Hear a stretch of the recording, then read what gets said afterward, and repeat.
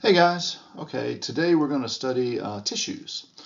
We're talking about tissues, and we're talking about body regions, organ systems, and talk about the microscope, and then we talked about what a cell is. And so now today we're going to collect cells together into a tissue. So a tissue is a collection of cells that have a certain function.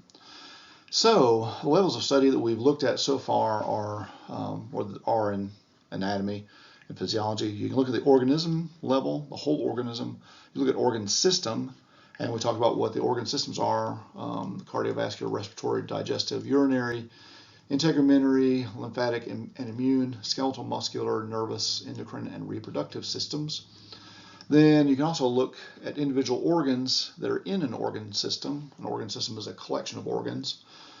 Then you can look at the tissue level, and tissues, you have several tissues that make up an organ. It can be made up of any number of tissues in an organ. And the tissues are made up of cells, and then cells do things using chemicals. Their cells are made up of chemicals. So you can look at various levels in anatomy and physiology. A lot of your time in lectures is going to be spent in the cellular and chemical levels. You look at we're going to talk about hormones in lab as well, but you're going to talk about hormones. You're going to talk about acid-base balance, minerals, all those kind of things that are going on in the body in terms of physiology. So we're going to talk about today. We're going to talk about tissues. Tissues are a group of cells and surrounding material that perform a particular function. So it's the cell and the material that's around it all together. And a tissue is distinct from another tissue when two different tissues have different properties. Okay, so if one tissue has a property, another tissue has a different property, they are two different tissues. So if they have two different functions or different properties. So that's a tissue. So here we go. Okay, so tissues. Studying at the tissue level is also called microanatomy. If you look at the whole organism, you're talking about gross anatomy, which is usually rather amusing because you're usually using a cadaver and you're looking at that, and that's kind of gross. So, but gross anatomy is large. You can see it with your eye, with your unaided eye. So you don't have to use a microscope. You can see it. So you can see your head, you can see your hands, you can see bones, those kind of things. Microanatomy or histology. We're going to look at down to the cell level inside tissues. So histology is a study of the microscopic structure of tissues. There's four types of tissues. Okay, there's tissues that cover things. There's tissues that connect things. There's tissues that contract, and there's tissues that communicate. So these are the four categories. There's only four. And the ones that cover are called epithelial tissues. The one that connects are called connective. That's pretty easy to remember. Ones that contract are called muscle. And the ones that communicate, that's the nervous tissue. So your nervous system is made of nervous tissue. Epithelial tissue, which covers things, it covers surfaces, lines cavities, forms glands. So epithelial tissue covers surfaces, lines cavities, forms glands. Connective tissue connects things, connects different tissue. It provides a framework, resists pulling forces, and it protects other tissues. So, under what kind of things can protect a tissue? Well, think of your bone is actually a connective tissue. So it protects. So your bone, so your rib cage can protect your lungs. So connective tissue. What type of thing can you think of that would connect different tissues? You can think of tendons. Connects a muscle to a bone. So muscle is a tissue, a tendon is connective tissue that connects to bone, which is another type of tissue. And then you can have, and then you have muscle, so that causes movement. So when muscle contracts, so like your arm, if I bring my arm over, so if I have a weight in my hand, I'm pulling it towards me, then I'm contracting this bicep, and that bicep pulls my forearm up towards my shoulder. So it causes movement. Nervous tissue, you communicate. It receives and generates nerve impulses or electrical impulses. Okay, so those are the four primary types of tissue: epithelial, connective, muscle, and nervous. Next slide. Epithelial tissue. So what are the characteristics of it? So each of these are defined by certain characteristics. One of the characteristics we look at is how many cells it has in the tissue. So epithelial tissue has lots of cells. It exhibits cellularity. There's very little what's called extracellular matrix, or ECM. There's very little extracellular matrix between the cells. There's lots of cells. They're all packed together. Okay, there's lots of cells that you can see under the microscope. So as it exhibits cellularity. Epithelial tissue is also avascular. Okay, that means it doesn't have very many blood vessels in it. It receives nutrients. There are blood vessels nearby, but in epithelial tissue there's not blood vessels. So nearby there's blood vessel, and the epithelial tissue receives nutrients from an underlying blood vessel. From the underlying, there's always connective tissue next to epithelial tissue, and that connective tissue has the blood vessels in it. So the connective tissue that has blood vessels, it's called vascularized. So epithelial tissue is avascular, and connective tissue is vascularized, and so it has the blood vessels going through it, and nutrients, oxygen can diffuse out of that and into, so we talk about diffusion, so it diffuses into the epithelial cell layer, and then waste products and carbon dioxide can diffuse back into the blood vessel out of the epithelial tissue. So, and then there's a basement membrane that separates epithelial and connective tissues. There's a membrane right between the two of them. Okay. Then we have, there's two types of epithelial tissue. There's covering and lining epithelia. So epithelia is plural of epithelium. And epithelial is the adjective, so you don't say epithelial and stop there. It's always epithelial tissue, or you can call it epithelium. That's the noun, or epithelia is different types of epithelium. So you have covering and lining epithelia. They cover the surface of the body. So skin, right there.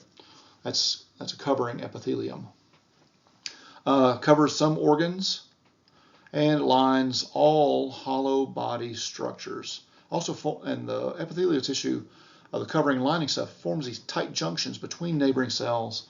It forms barriers, controlling substances, forms barriers to control the flow of substances across it that would cross into an adjacent tissue. So if I have epithelial tissue here and I have connective tissue down beneath, and let's say this is my skin, and you get rainfall on your skin, well, your epithelial tissue will absorb a little bit of that, but it will prevent that from going into the lower layer, because that rainwater, it may not be clean. It might have some pollutants in it, or it might have bacteria in it, or something like that. So you don't want things to get into your body except the ways that you want them to get into your body. So like by mouth or breathing air in. So so for the most part, your skin will keep out. It makes a barrier. And it forms tight junctions. We're going to look at those, but the cells on the surface of skin may look something like this. Okay, and then there's another one here, like that, and there's another one here. Okay, and these cells all form very tight junctions, and it's actually what they're called in cell biology. So these are cell, here's a nucleus, here's a nucleus, and here's a nucleus, and here's a nucleus, here's a nucleus. So where this edge of the cell comes together, there's actually proteins across here that make these cells adhere to each other, and they form, it's actually called a tight junction. Okay? So you have all these little tiny proteins that hold all these cells together. So cells, not only does membrane make a barrier, but there's a tight junction so that stuff can't like sneak around the sides of the cell. Then the other type of epithelial tissue is glandular epithelia. Okay, and glandular epithelia forms glands that produce and secrete various products that are needed by the body. And you'll have glands generally have a duct that so stuff is produced and then it flows out of a duct into another organ, or there's glands like the sebaceous glands. So we'll talk about those at the end of the time. So if we talk about skin, we're talking about the integumentary system. We're going to talk about that. I think is the last class that we talk about that. So sebaceous glands secrete various substances on the skin. You can secrete an oily substance around hair follicles, for instance. So next slide. So here's here's what epithelial cells look like in a diagram. So this is a surface view up here. This top layer up here is the part that faces the space. There's on one side of epithelial tissue, there's always a space. Okay, so in this case, this is looking at skin. So we're looking at this is supposed to be representative of skin, and this would be the exterior space. So this would be outside your body here, outside the body up here on top. And you're looking at, so I drew those kind of things where on the last slide where these cells, and they have these tight junctions between them. And you notice, and this is also referred to as the apical layer, the apex or tip. If you've done botany, you'll have heard of the apical portion of the root. The apical portion of the root is, you have the tree with all leaves and the trunk, and it goes down to the roots, and the roots spread out. And the very tips of the roots that are spreading out and continuing to spread out into the soil, that's the apical portion of the root. So it's the tip of the root. So the apical or tip surface or top surface, apex surface, it faces the exterior space. So, and then you're looking at the side views of these epithelial cells, and this is pointing to the nucleus of an epithelial cell. Then you have a basement membrane down here. That's this kind of purple part here. And then you have connective tissue down below. Okay, and then here's also, right here's a blood vessel. So blood vessel. Okay, so you see up here and this is all epithelial. This is epithelial cells. Then there's no blood vessels up there. The only blood vessels are down in the connective tissue layer. So this is the connective tissue layer down here. This part down here. So I'll try to draw a bracket around it. And this is a connective tissue cell right here that's showing this drawing right there. Okay. And there's the nucleus right there of that connective tissue cell. So that gives you, that's a diagram showing you what skin looks like. And you'll notice in this whole thing that that the cells have different shapes as they get closer to the surface. We're going to talk about why that is in the next slide, I think. So next slide. There are different cell types. They're classified by shape in epithelial cells. So you notice on the previous slide they were kind of flattened at the top, and then they got thicker near the bottom. Okay, so when they're flattened, that is called squamous. Squamous I think of as squished. Okay, so they're squished flat. So they're squished flat cells, squamous cells. Then you have cuboidal cells. Cuboidal, so you could go by the name cube. So they're a cell that's roughly like a cube. They aren't. They're not all exactly cubes, but they look like a cube. They have similar length sides all the way around. And the nucleus is round. It's near the center of the cell. Then you have columnar cells. Okay, and those are tall. And the nucleus is near the center, but a lot of times it'll appear more at the bottom of the cell. So the nucleus may be closer down here. Okay, in a lot of the slides, you're going to see the nucleus down lower than that. So then there's another type of cells called transitional, and we'll talk about where that is. But those are in the bladder. The cells are cuboidal when the tissue is relaxed and the tissue stretches and they become squamous. And that happens in the bladder because you think of the bladder when it's empty, so that it's all relaxed. So those cells are cuboidal. Then when it fills with urine, the bladder stretches out, and then the cells flatten out. They become more squamous. So that's a transitional type of epithelial tissue. So you have squamous, cuboidal, and columnar. Those are three main types, and then you have transitional as well. All right, next slide. So we classify epithelial tissue based on the shape of the cell, either squamous, cuboidal, or columnar. Columnar is the rectangular ones. You can also classify it based on the number of layers of cells that are in the tissue. And you can have a single layer of cells. A single layer is called simple. Or you can have multiple layers, which meaning 2 or more layers, and that's called stratified. You can easily see over here we have multiple layers of cells from top to bottom. So this is outside. This is a diagram of skin like we had before. And you notice the cells are different shapes as they go down through all the different layers. They're cuboidal down here. But as you approach the surface going up, they start flattening out. And so the top layer is very flat. So those are squamous at the top, they're cuboidal at the bottom. But you only classify epithelial tissue by the shape of the cell at the apical surface. So that outside layer, you look at those cells and say, what shape is that cell?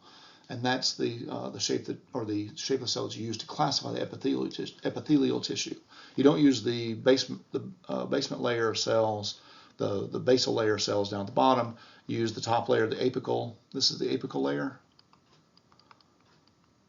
And so these cells are squamous. Okay?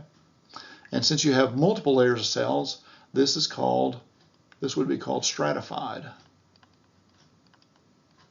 So this is stratified squamous epithelium. This is a diagram of stratified squamous epithelium here.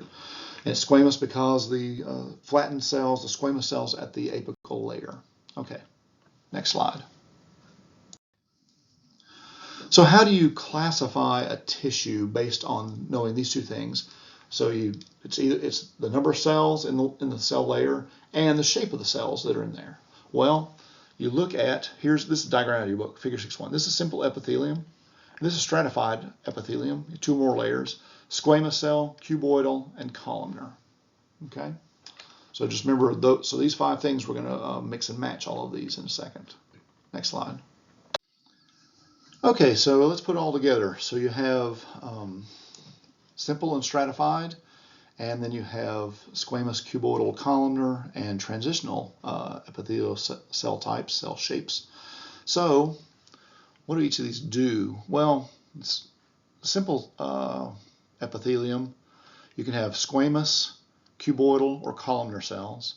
Stratified epithelium, you can have squamous, cuboidal, columnar, and transitional. You can't have transitional in the simple because if you had squamous or cuboidal or columnar, if the tissue expands, then those cells are going to pull apart and leave space between them. So you only have transitional in the stratified because you have multiple layers of cuboidal cells that then flatten out as the urinary bladder stretches. There's another category called pseudostratified columnar. We'll talk about that in a second. So simple epithelial tissue, it provides a selective barrier. And it allows diffusion, secretion, filtration, absorption of different substances. You can also process those substances. In terms of like squamous, we'll draw a little cell here.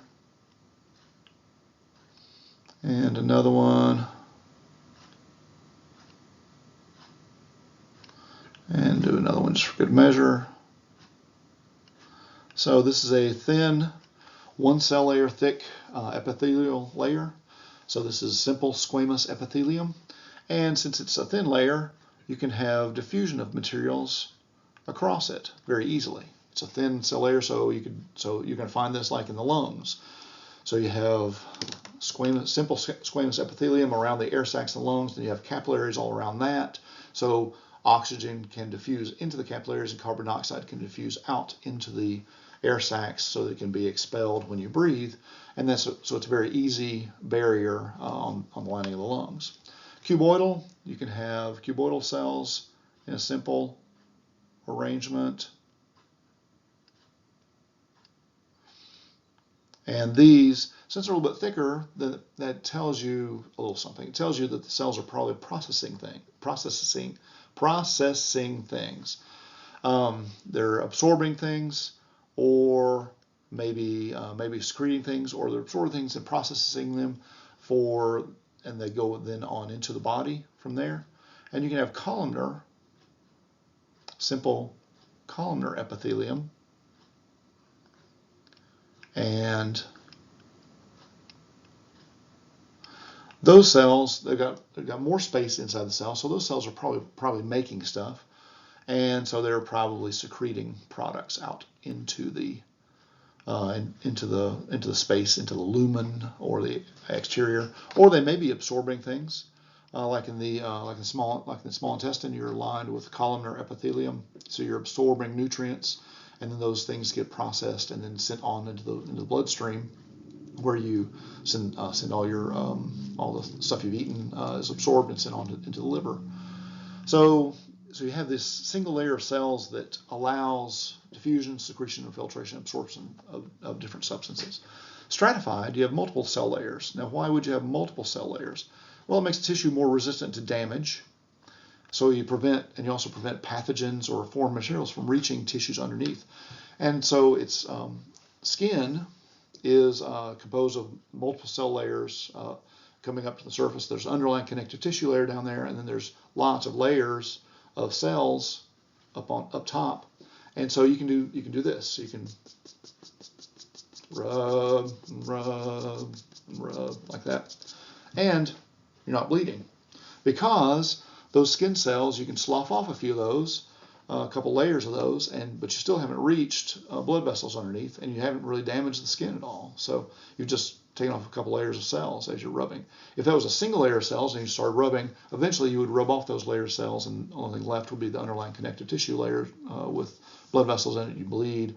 It wouldn't provide a very good barrier. So you have skin, the epithelial cells in the skin, this stratified squamous epithelium in the skin, also has a protein called keratin in it, so it's called keratinized, and that makes it tougher also. You can also have non-keratinized, so it doesn't contain the keratin protein, stratified squamous epithelium, and you'll find that in moist places like the mouth, mucosal surfaces.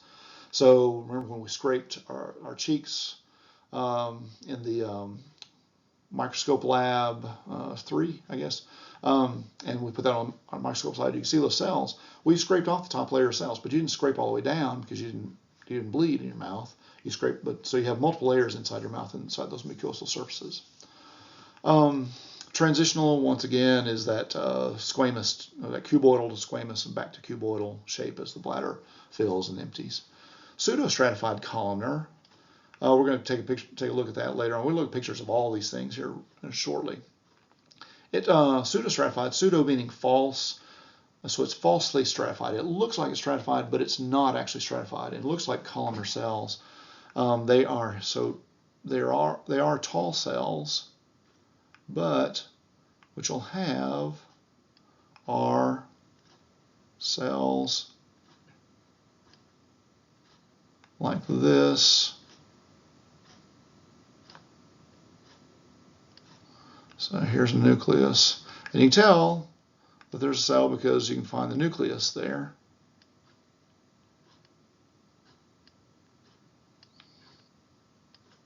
And then I'll draw one more here. So, and here's your basement membrane along the bottom. Remember, all the epithelial tissues all have basement membrane at the bottom, and your capillaries in the connective tissue layer would be all down here. Okay, so you notice that every single one of these cells reaches the basement membrane, but not all of them reach the apical surface up here. And that's the distinctive of pseudostratified columnar, is that all the cells reach the basement membrane, but not all the cells reach the apical layer. So they look like they're stratified, but they're actually not. They're looks like a pile of cells, kind of pile on top of each other, but they're actually not. They're actually all reaching that basement membrane. So, and we'll look at those, actual picture of those later on. Okay, next slide. So here we are looking at a surface view of simple squamous epithelium. This is of the peritoneum, which remember we talked about that surrounds the organs in the abdominal cavity. And you can see all these tight junctions all around all these cells, like here. You can see each of these cells touches all the way around. There's no spaces in between where something can slide through. All these cells are right next to each other. And this is just showing, that's number one, cytoplasm. Number two is pointing to a nucleus. Number three is the cell membrane. So this is looking the apical surface view. So you're looking down on top of, like you're looking down right on top of the skin if you magnified it up and took a look at that. So then in this case, this is peritoneum, so it's inside your body, but it's a similar kind of idea that you would see if you looked at your skin too. Next slide. So here's simple squamous epithelium, providing a selective barrier for, can allow diffusion or secretion and filtration of substances. So here's your surface view. So you have a single layer of cells. You can say it's a single layer. So that tells you it's simple. And here's your connective tissue layer here. There. So from here to here, that's easier to draw that. And then there's your basement membrane there. Is this that part right there? That's your basement membrane. Okay. Next slide. Oh, I guess, well, this is a blood vessel here. So next slide. Here's a section through peritoneum showing the simple squamous epithelium. And you're looking at this going, well, I see a whole lot of nuclei in here. I see these nuclei down here. There's one, here's one, here's one. And then I see a bunch of nuclei up here. Here's one, here's one, here's one. So what are you looking at? Well, actually what we're talking about is actually just this top layer right here, this number one, denoted by number one up here. This is the simple squamous epithelium. It's one cell layer thick all the way across there. Okay, so this part right there, that's the simple squamous epithelium. There's a basement layer right underneath it. It's invisible in this this particular photomicrograph. Then below the simple squamous epithelium, you have this connective tissue layer, and that's what this is. That's connective tissue. I'll denote that by CT. And this is all muscle down here. So it's muscle. It's actually smooth muscle. So we have smooth muscle. We have connective tissue layer, all underneath the simple squamous epithelium. Next slide. This is an enlargement or magnification, higher magnification of that previous slide, and you see this single layer. So single or simple squamous epithelium. Next slide. Here's another picture of simple squamous epithelium. So here's the single cell layer there. You can see actually the basement membrane. You can actually see a little bit of it, that little darkened part right there. So right there. And then this is all connective tissue, all underlying here, from here down to here. All the rest of it. So that's the basement membrane. And this is connective tissue down here. Okay, next slide. So where do you find simple squamous epithelium? Well, you find it in the alveoli, the air sacs of the lungs. You can find it in what's called the endothelium of the capillaries. You find it in the glomerular capsule, which is part of the kidney filtration. You can find it in the mesothelium, which is the layer of the serous membranes, which we talked about those. It's epithelial layer of the serous membrane. Okay, next slide. Simple cuboidal epithelium. So where do you find that? Well, you can find that in the kidney tubules. So here is a kidney tubule right here. Cross section through one there. And you'll notice, on the next slide, we're going to do a higher magnification of this, but you'll notice those are cuboidal cells all lining the lumen, the space inside. So you notice there's space on one side of the epithelium. Next slide. Here's a simple cuboidal diagram of simple cuboidal epithelium. You have one layer, so it's one layer of cells. They're cuboidal, so this is simple cuboidal epithelium. Next slide. So here's an example of simple cuboidal epithelium. This is from the kidney tubules, and you can see we have cuboidal cells all down here. So there's little square cuboidal cells, and they're all around in a single row, and on one side of them is space. Okay, it's actually called the lumen of the kidney tubule. And you can also see there's very well defined is the basement membrane right there. Basement membrane. Right underneath all those cells. And here's an enlarged view, magnified 1,000 times. Here's the lumen of the kidney tubule. Here's a cuboidal cell. It's one cell layer thick. You have the basement membrane on this side. So you have one cell layer thick of cuboidal cells, so it's simple cuboidal epithelium. There, simple cuboidal epithelium. All right, next slide. Here's another picture. This is out of your guys' book showing simple cuboidal epithelium from kidney tubule. Once again, there's the cuboidal cell. Here's basement membrane. It's one cell layer thick. So it's simple cuboidal epithelium. Okay, next slide.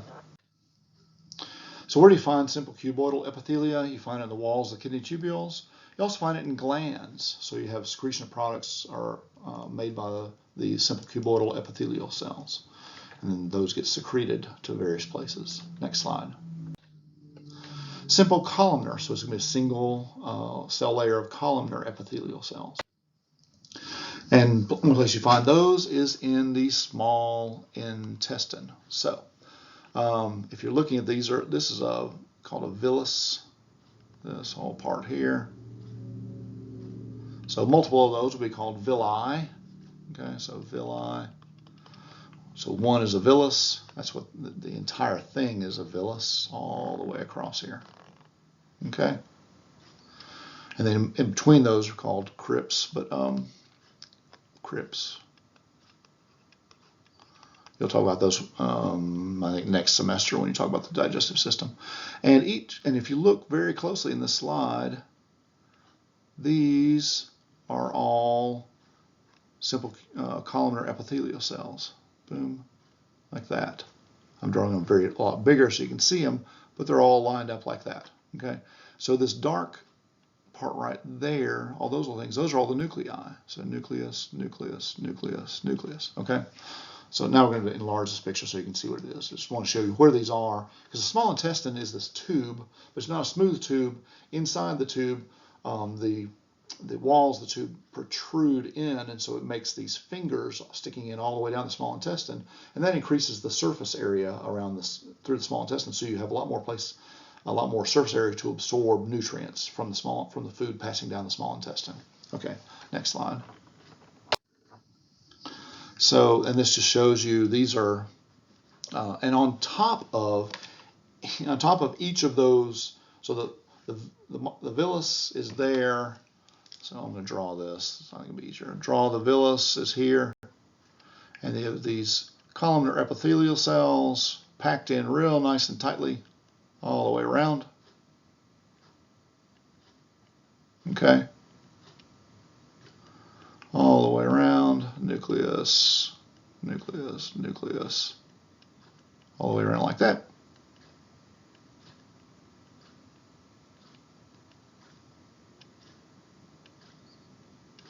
So that's and then on the outside of these you have so this is a villus here. And then these have little tiny fingers off the top of them.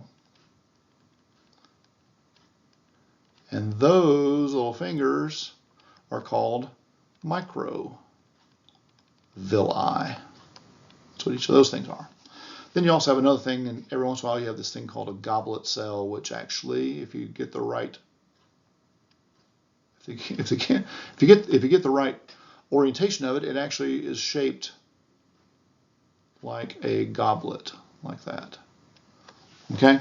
So that's what I call goblet cells. That's actually a little really poor drawing of it, but and the goblet cells secrete mucus. So you have mucus that gets secreted into the lumen of the small intestine to help lubricate the sides of the small intestine so that food can pass down more easily down the small intestine. Then you have all these little microvilli, which provides additional surface area all the way around the surface of each villus. So you have a villus and villus. So you have lots of villi. And then the surface of all those villi has these little tiny, they look like hairs, they're microvilli. So that just makes a whole ton of surface area in the small intestine to absorb nutrients. But you notice that this is still one cell layer thick. So this is not ciliated, these are microvilli, these aren't cilia. So it's one cell layer thick, so it's simple and they're columnar. So it's the cells look like columns, so it's simple columnar epithelium. There's your basement membrane, denoted there, connective tissue, and your blood vessel once again, just to make sure you see that. And you notice here's one connective tissue cell. And just to point this out, we'll talk about this later, here's another connective tissue cell over here. But you notice there's no cells here. Okay? So just keep that in mind as we go on to these other slides. Next slide. So this is simple columnar epithelium here in the small intestine. Next slide. Okay, so when we do a higher magnification view of this section of the small intestine, you can of a cross section through a villus, you can actually see the simple columnar epithelium here. So there we go. There's the whole thing. And here's the basement membrane. You can easily see that basement membrane. I'm not writing very well, but you get the idea. And there's all the nuclei of each of the cells. There's a nucleus. So this is the simple columnar epithelial cells lining the intestinal tract. And you can also see a goblet cell is shown here. That's what that cell is there, secreting mucus. So those are interspersed in amongst these simple columnar epithelial cells. And let's see. Oh, and also on the surface up here, you can see right there, those are the microvilli. So this is a section through, if this is a villus here, with all the little microvilli on here. So what we did, we took a section like that.